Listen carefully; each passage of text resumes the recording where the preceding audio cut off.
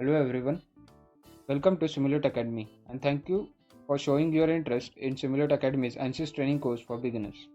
Before starting with chapter 2, in case you haven't watched first chapter, that is Introduction to CAE, I request you to watch the video for chapter 1 and the link for the chapter 1 is given in the description. So now let's start with the chapter 2, that is what is FEA and meshing. In this chapter we are going to learn brief explanation on what is FEA or FEM, what is meshing and why do we carry out meshing, advantages of FEA or FEM and meshing, what is degree of freedom, element shape and nodes etc., deformation, axial stress and bending stress, material properties.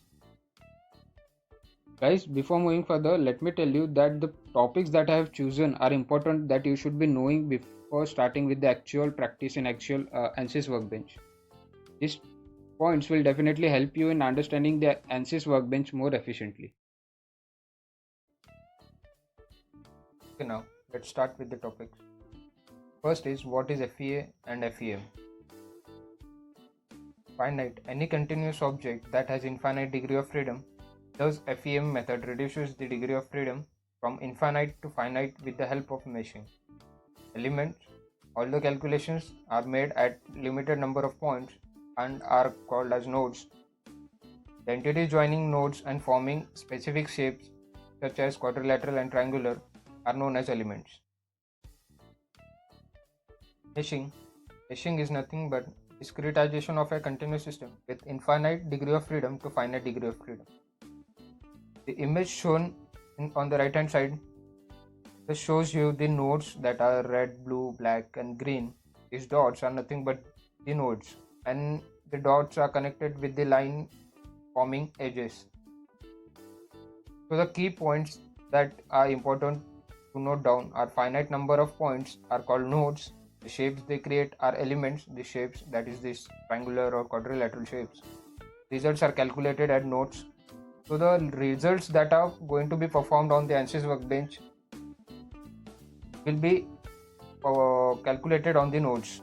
Okay, now let's see the second topic, that is why do we need to carry out meshing.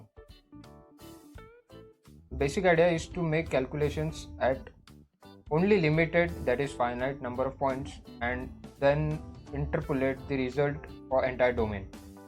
Note that any object has infinite degree of freedom and it's not possible to solve all the problems in that format.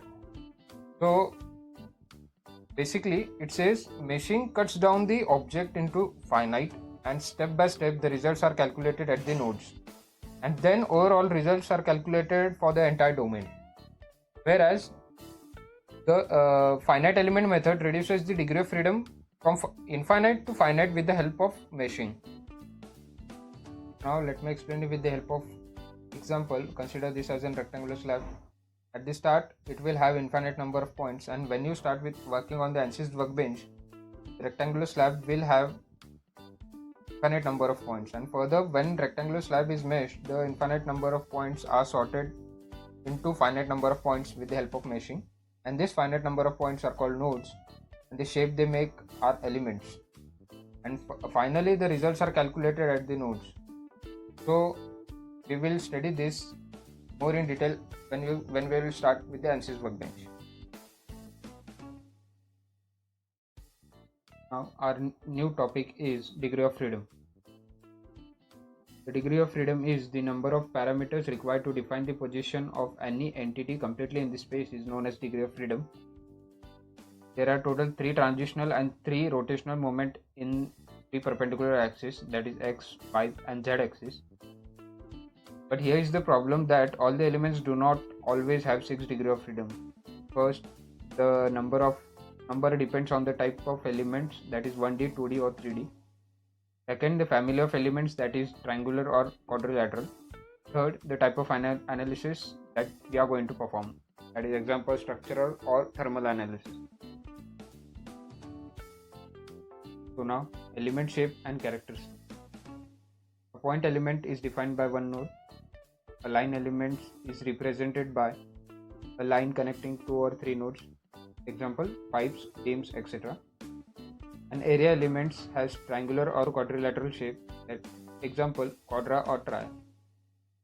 A volume elements has tetrahedral or usually 3D elements. Example, all the 3D objects that you see around specifically defines your volume. So now let me explain you with the types. First is 1D element. Beam element with two nodes are specifically called as 1D elements. Example is steel rod.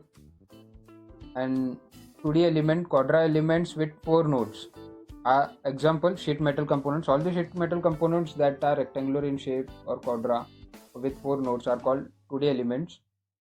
And then 3D elements, hexa elements or with 8 nodes or more than 8 nodes.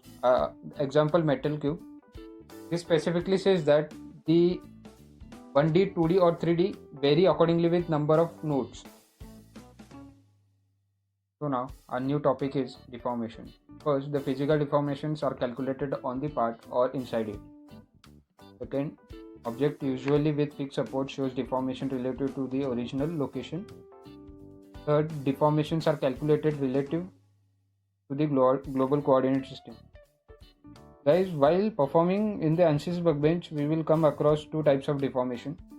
That is first component deformation and also called as directional deformation. In this we get deformations in individual axes, that is on either x, y or z axis. So we can choose on which axis do you want to create the deformation. And second, deform shape or total deformation. In this we get deformation on whole object and that will be our resultant deformation. So now let me explain you with the help of example. Consider this as a rectangular slab of 1000 mm length, 10 mm width and 3 mm height.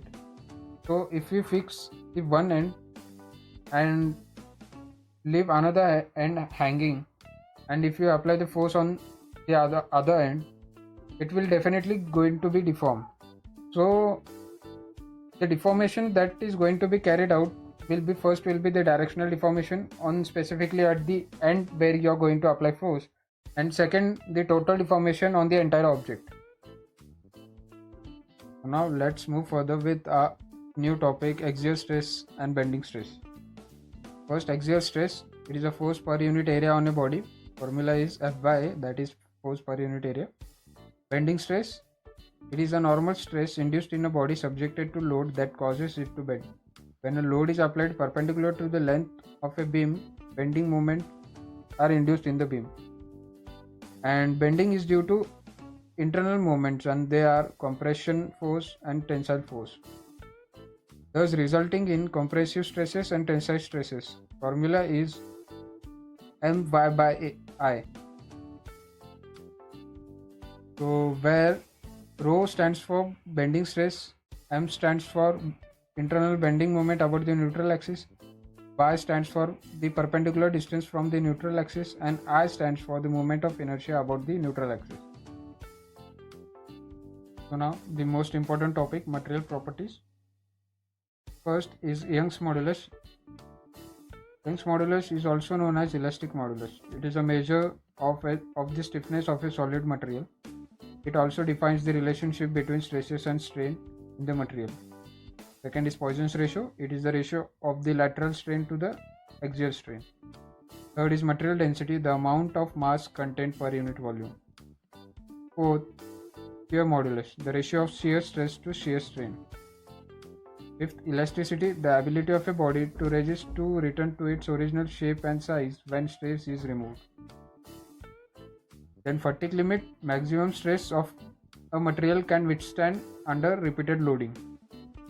Then bulk modulus, relative change in the body produced by a unit compressive or tensile stress acting uniformly over its surface.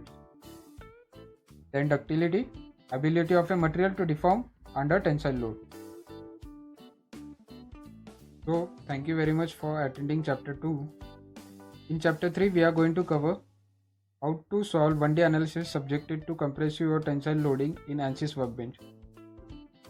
So don't forget to subscribe, like, comment and share Simulate Academy. Thank you very much and keep learning.